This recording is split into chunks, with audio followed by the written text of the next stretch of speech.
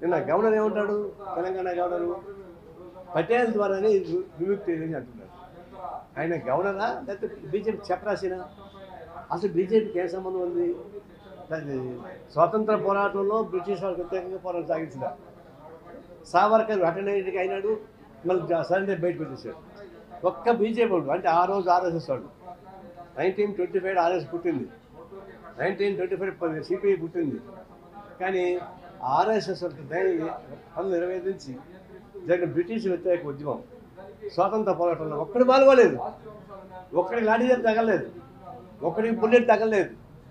కానీ 4,500,000 మంది పోగొట్టుకున్న కమ్యూనిస్టులు ప్రజలు ఉద్యమాలు అభివృద్ధి కాదని వాళ్ళు బ్రిటిష్ వాళ్ళు సపోర్ట్ చేశారు.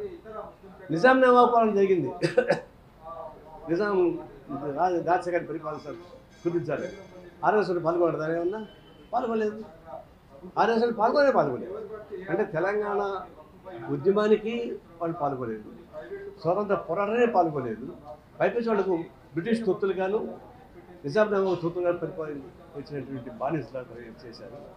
వాళ్ళు ఇప్పుడు సార్ అదృష్టం కొద్దో దురదృష్టం కొద్దో మనకు దేశాధికారికి వచ్చారు. వీళ్ళు గవర్నర్ని అప్పగిస్తున్నారు. ఎవరిని అప్పగిస్తున్నారు? Non political అప్పగించాలా?